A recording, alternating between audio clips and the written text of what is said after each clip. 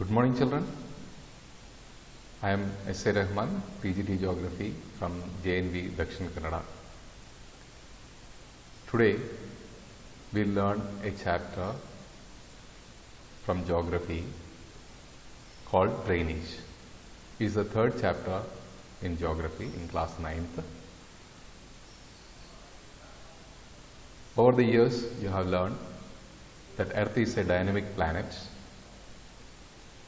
There are various types of landforms there in the Earth, like mountains, plateaus, plain. And when rainfall takes place, the water runs along the slopes of the mountain, isn't it? And small streams are formed. These small streams join together, become a river. You know which is the largest river in India?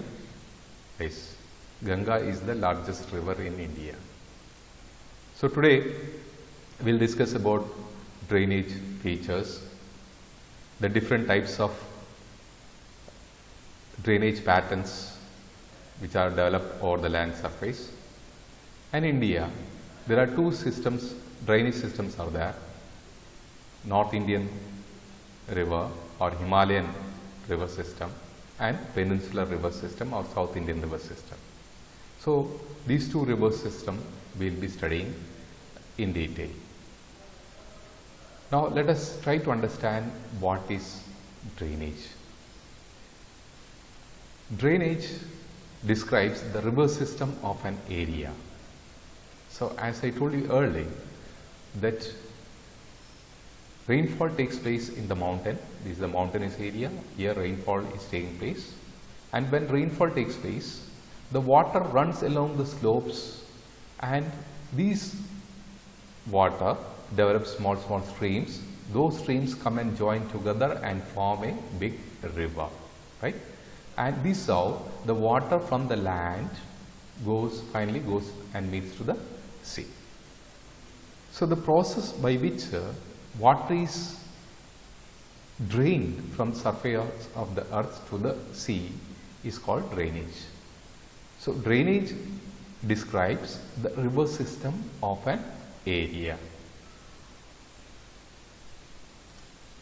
Now, the area drained by a single river system is called a drainage basin.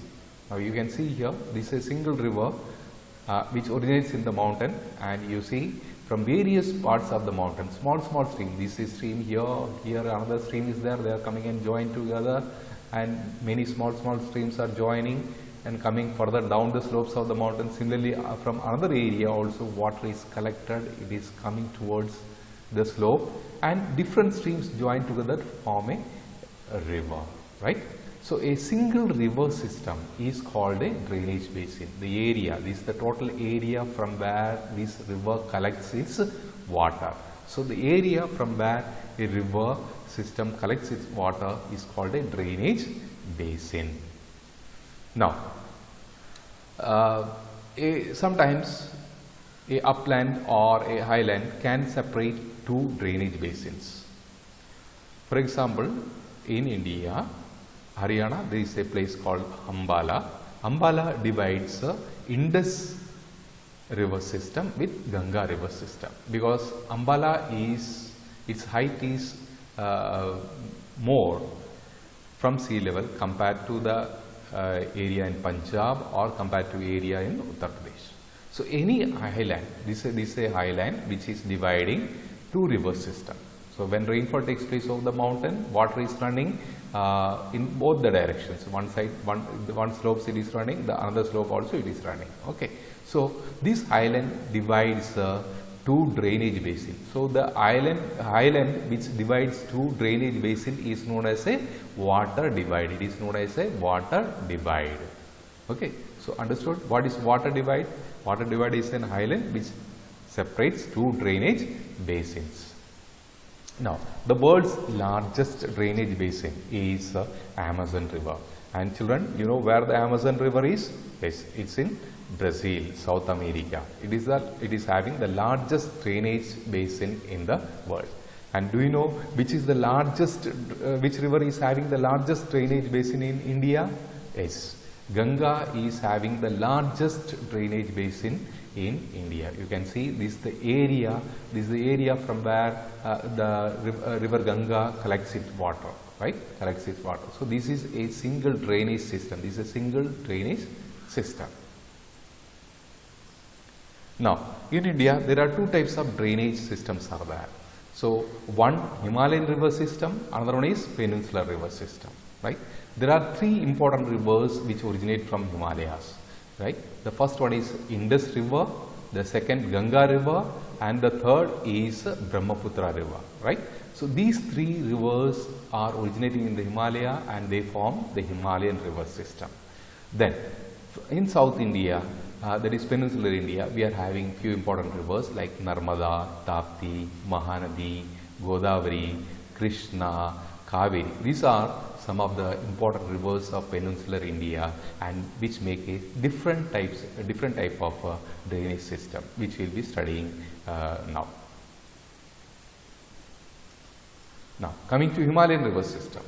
Almost all the Himalayan rivers, they are perennial. What does it mean, perennial? Perennial means a river which has water throughout the year is called perennial, right? And Himalayan river collects water from rainfall as well as from melting of ice. Then, second, they perform in the high mountainous area, these Himalayan river perform intense erosional activity. They perform intense erosional activity. That is because of great slopes along the Himalayan mountain, the water runs with great velocity, and when water runs with great velocity, it can break large rocks, it can transport large rocks over the slopes of the mountain, right? And Brahmaputra as well as Indus, they make gorges. So what are gorges? Gorge is a eye-shaped valley which develop along the banks of the river. Eye-shaped vertical valley, which is almost the bank of river will be having almost 90 degrees. Like this here, you can see almost 90 degree slope it will be having. This is called gorge. And Himalayan rivers carry huge loads of silt and sand because they are coming from large area. They are able to collect huge load of silt and sand which they bring to the lower areas. Now, in the middle and lower coast, the Himalayan river, they do meanders. What is meander?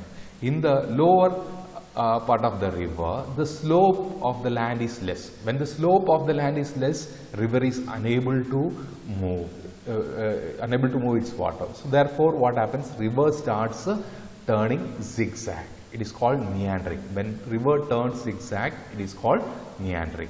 And in the process of this meandering, sometimes what happens, a part of this meander gets cut off from the main river. So when a part of this river cut off from the main river, it is called Oxbow Lake. Later it forms a lake called Oxbow Lake. So in the lower coast, middle and lower coast, rivers make meanders, Oxbow Lake, floodplains as well as deltas. They form deltas. Okay. So the most prominent Himalayan rivers are Ganga, Indus and Brahmaputra. Now coming to peninsular rivers. Peninsular rivers, they are seasonal and they depend upon rainfall. So in peninsular India, there is no snowfall or there is no presence of ice in the mountains. So therefore all the rivers, they depend on rainfall for their water. And our rainy season is only for 4 months, June, July, August, September. These 4 months we are having southwest monsoon, and then October and November we are having retreating monsoon, right? So during this period only these rivers get water, and during monsoon, heavy monsoon rain, the rivers get flooded, right? Generally the peninsular rivers, they are short. Their length is very less compared to North Indian river. Then their depth is also very less, shallower course. They are having very shallow course, and the amount of water which they carry is also very, very less. Since the amount of water which the peninsular river carries is lesser and the slope is also less, the erosional activities are less. They don't erode the landform like the Himalayan rivers. And during dry season, you can see here the photo, during dry season, the water will be flowing through some small channels, like these, some small channels only water will be flowing. So the amount of water available in these peninsular rivers during dry season is very, very less. Now, they don't carry much silt, right? And they don't make much larger plains. Only they create small plains which are called delta plains, particularly Mahanadi, Godavari, Krishna and Kaveri. These four peninsular rivers make delta, small deltas, right? Then there is another two rivers called Narmada and Tapti. They originate in the central highland and they flow towards Arabian Sea. So peninsular rivers, there are two types of peninsular rivers are there, which we will be studying today, right? Now, every river has three stages: upper course, middle course. This is upper course in the mountain, middle course when the river leaves the mountain, enters the plain, and the lower course before the river meets into the sea is called lower course. So, you know, the river stages are like human being stages: youthful stage, middle stage and old age, right? So, in the youthful stage or upper course, river is more vigorant. They erode on a very large scale. So, the major activity of the river in the upper course is erosion. Large amount of water will be there and slope is more, so the water is having power to erode the land. Whereas when it comes to middle course, its erosional capacity decreases, but whereas it transports large volume of water as well as sediments to the lower course. In the lower course, its erosional and transportational capacity reduces further, so therefore it starts meandering and it deposits all the sediments which it has brought along the mouth of the river and make a fertile delta. These are the three stages of a river. Now let us see the drainage pattern. Due to the different slope of the land, due to difference in rock structures and the climatic conditions, in different areas, different types of drainage pattern develops. Okay.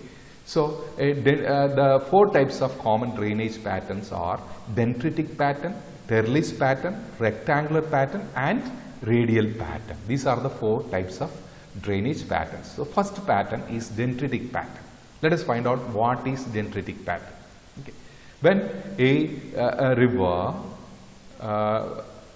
develops or follows the slope of the land and its streams and tributaries resembles the branch of a tree. When we draw all the streams of a river and when it resembles like the branch of a tree, it is called dendritic pattern. Okay. So, first pattern is dendritic pattern. So, dendritic pattern develops according to the slope of the land, and when all the streams and tributaries of a river resembles as the branch of a tree, it is known as dendritic pattern. Now, the second drainage pattern is trellis pattern.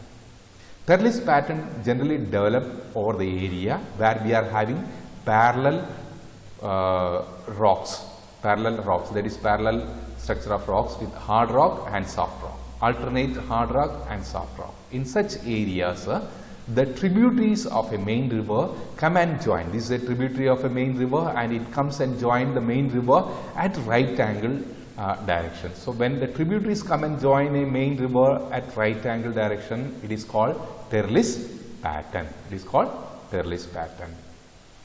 The third type of pattern is rectangular pattern. A rectangular drainage develops on a strongly jointed rocky terrain. This is strongly jointed rocky terrain where the river generally flows in right angle direction, the river's flow. Then the fourth is radial pattern. Radial pattern generally develops when the stream flow in different directions. You see, when rainfall takes place over this dome or hill-like structure, when rainfall takes place, it's a dome-like structure. So, therefore, what happens? The water flows in all direction, all 360-degree direction water flows. Okay. So, there it develops, the type of drainage which it develops is called radial pattern. radial pattern. So there are 4 types of drainage patterns are there. Which are the 4 types of drainage pattern? Yes, dendritic pattern, trellis pattern, rectangular pattern and radial pattern. These are the 4 patterns of drainage system. Now let us study the Himalayan rivers in detail, right? So as you already know, the 3 important river systems from the Himalaya are Indus, Ganga and Brahmaputra, right? Indus, Ganga and Brahmaputra. So we will be studying in detail about these 3 rivers. So what is a river system? A river along with tributaries may be called a river system. Already we have discussed this. A river along the tributaries is called a river system. So first one, let us go to Indus river system. Indus river, it originates in Kailash mountain ranges here in Tibet near a lake called Manasarovar lake. And after originating from the Manasarovar lake, it travels. Indus river travels across Jammu and Kashmir towards north, and finally it travels through Ladakh, Baltistan, Gilgit area, then enters into Pakistan. The important tributaries of river Indus are Jhelum, you can see here Jhelum, Chenab, Satluj, and 2 more important tributaries are there, Ravi and Beas. Right? All these tributaries, they meet river Indus. River Indus, you see river Indus after entering into Pakistan, it is moving in this direction. Now this is the place where the 5 tributaries, important tributaries of river Indus come and meet. This place is called Mithankot, right? Mithankot. So total length of river Indus is 2,900 kilometers and it originates near Manasarovar lake. In Jammu and Kashmir, the important tributaries of river Indus are Jaskar, Nubra, Shayok and Hunsa. These are the important tributaries of river Indus in Jammu and Kashmir, right? Then the other major tributaries which I told you are Satluj, Ravi, Beas, Jhelum and Chenab. They also originate from India and they enters into Pakistan. At a place called Mithankot, they meet river Indus and they flow towards Arabian Sea, and at Karachi they form a delta. River Indus forms a delta at Karachi. So river Indus is one of the longest river in the world. Its total length is 2,900 kilometers. Now 1/3 of this river Indus is lying in India, right? Only 1/3 of river Indus lies in India. So today the union territories of Ladakh, Jammu and Kashmir, and in the states of what are called Himachal Pradesh and Punjab. So these are the states which are getting water from river Indus. Now we are having a treaty with Pakistan about sharing of river Indus water, and this treaty was signed in the year 1960, and this is popularly known as Indus Water Treaty. And as per this treaty, India can use only 20% of Indus water. The rest of the water goes to Pakistan, which Pakistan only can use. Okay. So the states which are getting benefit from Indus river are Punjab, Haryana and also Rajasthan. These are the 3 states. Rajasthan through canal, there is the largest irrigation canal in the world is called Indira Gandhi Canal. That canal has been started from Punjab and it enters into Rajasthan, carries large volume of water from Beas and Satluj river, and this water irrigates Rajasthan. So Rajasthan, the larger part of Rajasthan, drier parts of Rajasthan today they are green because of this water which we take through Indira Gandhi Canal to Rajasthan. Now, the next river system is Ganga river system. Ganga river is the largest river system in India. Ganga river also originates in Himalayas. There is a glacier in this place called Gangotri glaciers. From Gangotri glacier, the Himalayan river originates. Basically, Himalayan river, it is having 2 headstreams. So the 2 headstreams of Himalayan river are Bhagirathi and Alaknanda. So this is the place from where river Ganga originates, called Gaumukh. Gaumukh. You can see this place here. It appears like a mouth of a cow.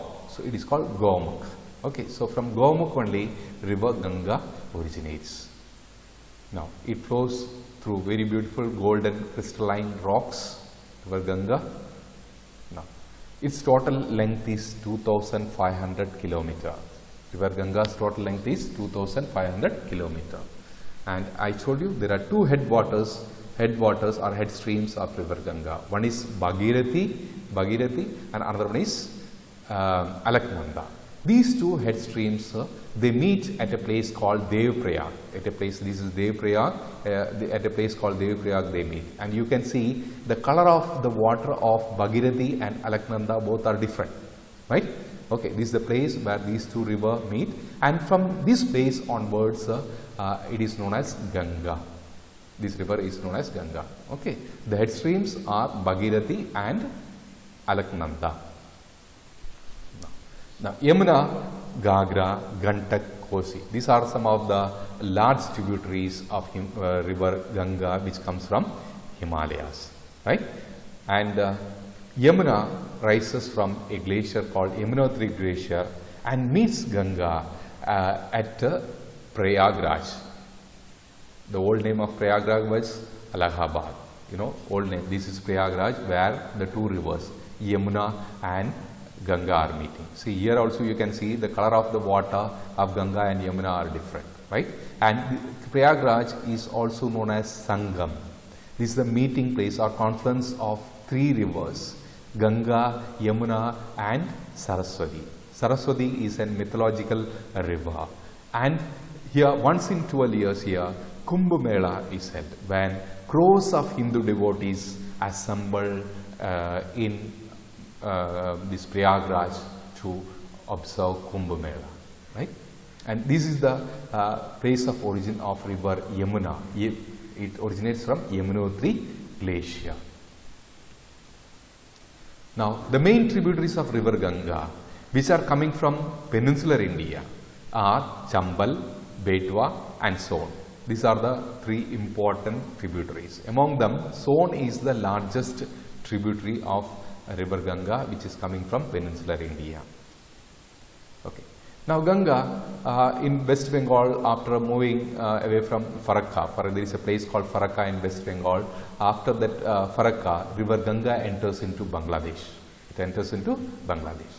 When river Ganga enters into the Bangladesh, it is known as Padma. In India, we call it as Ganga. The same Ganga river, when it enters into Bangladesh, it is known as Padma. In Bangladesh, it meets with another great river, that is Brahmaputra, and south of after meeting Brahmaputra, it is known as Meghna. River Ganga and Brahmaputra together, it is known as Meghna. And river Ganga and Brahmaputra together forms world's largest delta, which is known as Sundarban Delta. Okay, Sundarban Delta is the largest delta in the world, and it is the fastest growing delta in the world. Every day, at least 1 million ton of sediments are deposited in this delta. Now, Sundarban Delta has derived its name from a tree called Sundari tree. Sundari tree generally grows in marshland, in delta area, tidal areas. These Sundari trees grow. It is a part of mangrove forest, right? And Sundarban also has one of the most beautiful cats, one of the largest cat in the world, tiger. Okay, and Royal Bengal tiger is found in large number in Sundarban Delta. To protect the river, Ganga river, from pollution, Government of India in the year 2014 has started a program called Namami Gange program.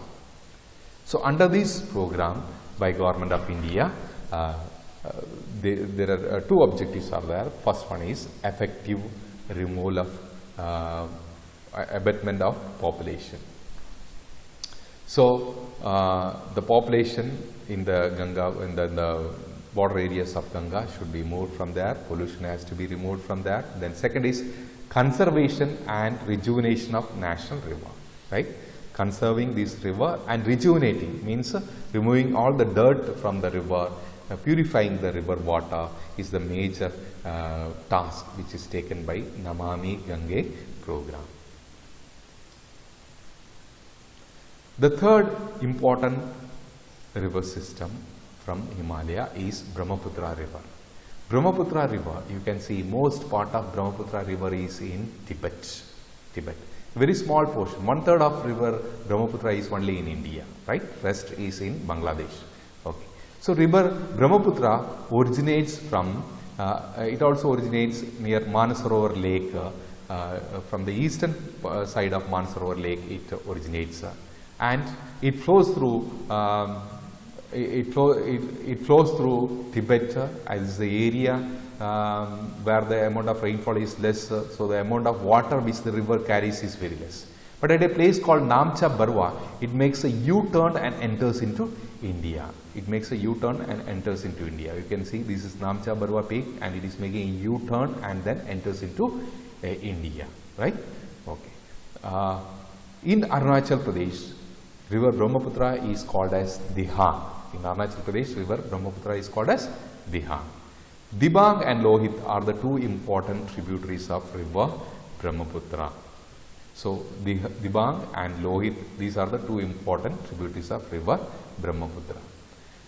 Tibet, as I told you, the river carries very small volume of water, a very less silt it is carrying, because this is a cold and dry area. Rainfall is very less in this Tibetan region. So therefore, the amount of water which river Brahmaputra carries is very less. But once it enters into Assam, the condition changes. Assam is an area where we get very heavy rainfall. So from a dry area, river enters to a very high rainfall area, and the volume of water which the river Brahmaputra carries is large, and it causes flood every year in Assam as well as in Bangladesh. So large amount of water which it carries, it causes flood. Now generally river Brahmaputra during summer season, it also water reduces, and it runs in braided channel. Braided channel, in numerous channels waters are running. So when a river has numerous channels which carries water, it is called a braided stream. It is called a braided stream. And river Brahmaputra has the largest riverine island in the world. So plenty of riverine islands, in between the river islands are created. Okay, and the largest riverine island is called Majoli. So this is the largest riverine island, Majoli, and here you see floods are caused. Floods every year in Assam, flood is caused, which affects the life and property of the people in Assam. Now, so we have studied, there are three important Himalayan river systems are there: Indus river system, Ganga river system, and Brahmaputra river system. Now let us come to peninsular river system. In peninsula, we are having two the important rivers which we are having in peninsula. They run in two different directions. So therefore, we have classified them into west flowing rivers and east flowing rivers. So which are the best flowing rivers? Narmada and Tapti. These two rivers are best flowing. They rise in the central highlands in peninsular India, right? There are some other rivers like Mahi, you can see here Mahi, Sabarmati. These two rivers, they also drain the water into Arabian Sea. They are flowing towards west. The other important rivers are like Bharatpura or Periyar in Kerala. They also draining its water into Arabian Sea, right? Now the important east flowing rivers are Mahanadi. Mahanadi is an important river. Godavari, this is Godavari here. Then Krishna, you can see Krishna here, right? Then Kaveri, these are important waters. Rivers. Apart from that, there are few more small rivers are there like Pallar, Pennar, and Brahmani. Okay, so these are some other rivers which drain their water into Bay of Bengal. So the rivers which flows towards east drain its water in Bay of Bengal, and the rivers which flow towards west drain its water in Arabian Sea. So peninsular river system, we can say that there are two types of rivers, okay, east flowing and west flowing rivers. Now first one, let us study about Narmada, right? So Narmada rises in Amarkantak hill in Madhya Pradesh, in central highland. It rises in Amarkantak hill in Madhya Pradesh, and it flows through rift valley formed due to faulting. Okay, and it makes spectacular scenes. River Narmada makes spectacular scenes. Like it is creating a beautiful waterfall along its course called Duadar Falls. Duadar Fall is the most beautiful. Then apart from that, it also creates a marble rock area in the Rift Valley. Okay. To protect Narmada River, the government of Madhya Pradesh has started a program called Namami Devi Narmade. It also follows the pattern of Namami Gange. Okay, same pattern it is following. So they have named it as Namami Devi Narmade to check the pollution, to conserve Narmada. Right. The next is Tapi Basin, Tapi River. So Tapi rises in Satpura ranges in Betul district of Madhya Pradesh, and from there it flows parallel towards Narmada. It enters its water directly into the Arabian Sea. So river Narmada and Tapi, they are not producing delta at the mouth. So the rivers which don't produce delta, which drains its water directly into the sea, are called estuaries. Its mouth are estuaries. It don't have delta. Its mouths are having estuary. So what is estuary? A river which drains its water directly into the sea without forming delta is called estuary. So this is estuary. So you can see here a river is draining its water directly into the sea without making a delta. Generally, most of the rivers in the world, they make deltas. Now, the largest river in peninsular India is Godavari, right? Largest river in peninsular India is Godavari.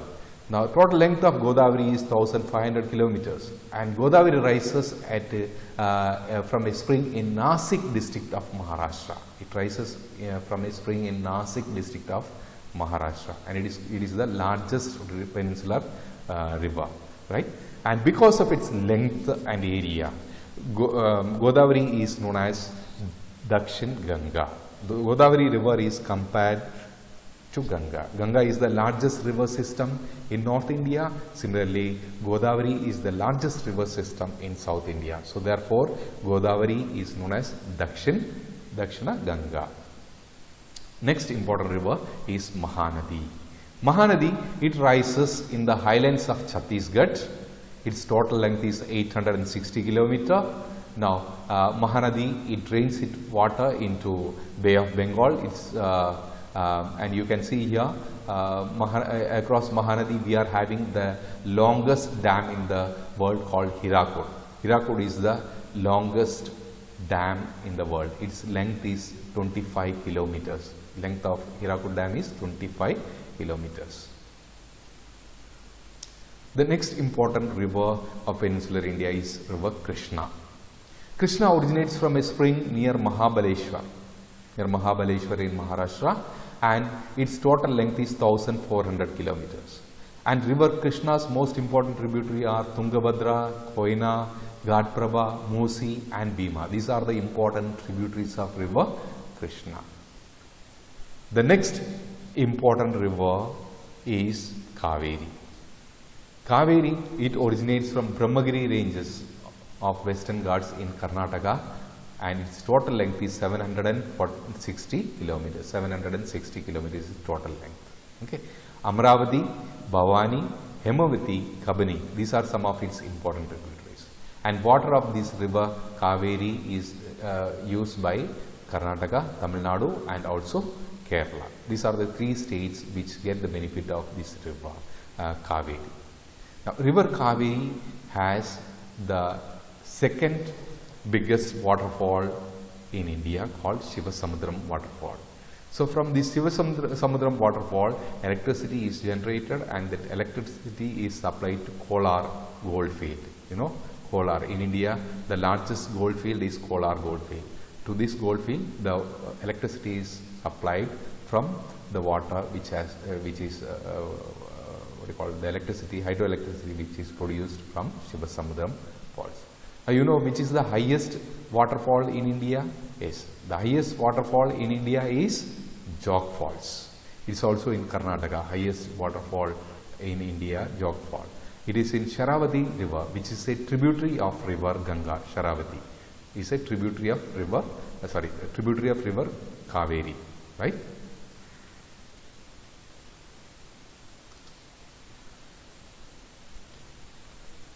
So with this we come to the end of today's class, and we will meet you soon in the next class.